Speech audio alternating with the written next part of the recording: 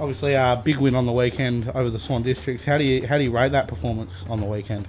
I think certainly the first half, the start that the boys were able to put in place with our ball movement, certainly controlled field position, which was a aim pre-game. I think we had 35 inside 50s in that first half to 6, so the ability for us to win at the contest, and then our ball movement was pretty clinical. The second half we obviously tried a few things in preparation for finals, and we probably didn't get the outcome on the scoreboard, but certainly from a learning point of view we got what we needed out of it.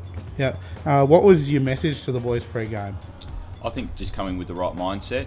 It's obviously easy to wander 3 games out for finals, but obviously our message with Heels and Della playing their 100th game, celebrating the contribution that Chick Jackman has contributed towards the Subi Footy Club, and then from an on-field performance it was really about consolidating our ball movement, making sure players were playing the role, and attention to detail with our defence. Yeah.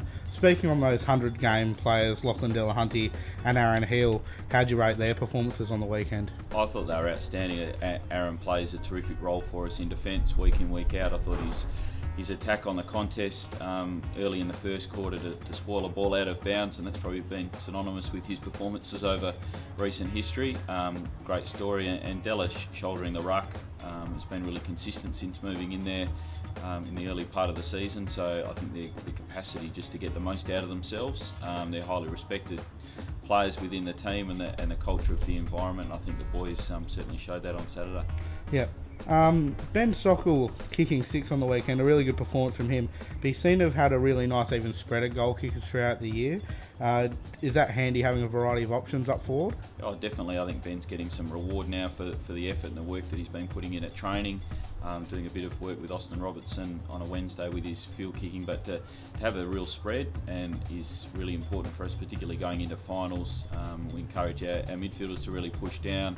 If the forwards are playing their role and getting to the right positions, then we think we'll put ourselves in the best position to share the load, and that's going to be important for us moving forward. Yep. Ryan Vermeesh coming in the last 2 weeks, kicking 3 goals, then 2, playing a vital role. Can you tell us a bit about him? Yeah, so he played a couple of league games back in 2017, and then left to go and play some footy and work in Kalgoorlie last year. So I suppose it was a really welcome return. He's taken the opportunity with Clancy being unavailable at this point in time, and I think he's really performed a strong role in the last couple of weeks. I think he's really composed and clean with the ball. He's certainly improved his defensive ability, and he really understands his forward craft, so hopefully he can play a big part in the weeks to come. Yeah, getting near the finals now, did your mind ever start to wander, think about what's coming next, or do you just worry about what's coming up next week? I think it's really important for us to not lose sight of the immediate future.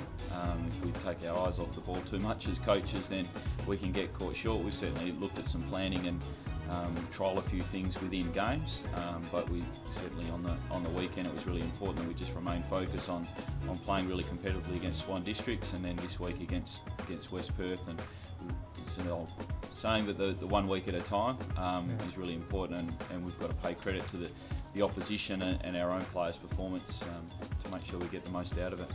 Looking at it from a coaching perspective, who do you personally believe has been your toughest opponent so far this year? Oh, obviously South Fremantle and Claremont have been the 2 benchmark teams, along with ourselves in the top 3 at the moment. And they both present different challenges in different game styles, and obviously South Fremantle beat us earlier in the season, so we're certainly going to have to perform strongly to overcome them if we see them in the finals. But I think every week the competition's so even. East Fremantle have significantly improved. West Perth have been really consistent. A lot of, I suppose, people expected them to maybe slide, but they're a grand final team from last year and consistently are performing at a high level. Yep. What has been the biggest challenge so far this year for you guys? I think our ability just to manage through injuries, like every waffle team, I suppose, they have injuries and players coming in and out of the team, but being able to maintain a high intensity at training, which is then transcribed onto the ground. We've had 36 players come through our league side. Half the team last week didn't play in the grand final last year, so we've had a fair transition of players. So to be able to give guys an opportunity at league level at Subi is really important for us, and then hopefully secure the future. For you, what would you say the most enjoyable thing about coaching is?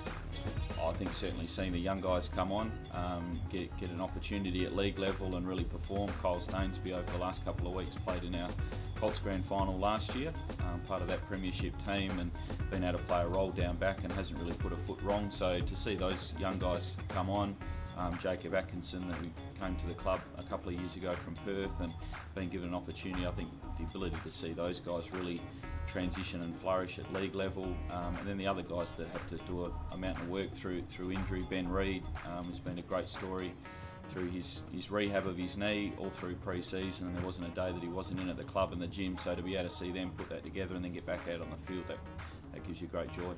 Who would you say your biggest mentor has been or is? I've had many mentors. I suppose the ones that have played key role for me, Tony McCall, when I first started coaching at Colts level, was really important. We continue to have a really strong relationship.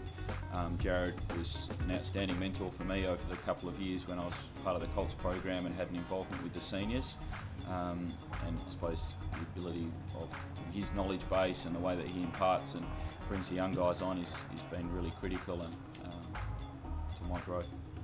And do you have any future coaching aspirations? Do you want to take it further? I think you always look at opportunities as they come. I suppose at the moment it's really concentrating on finishing the last couple of games in the regular season, and then hopefully looking forward to a really successful finals campaign. So. Awesome. Thanks for your time, mate. No worries at all.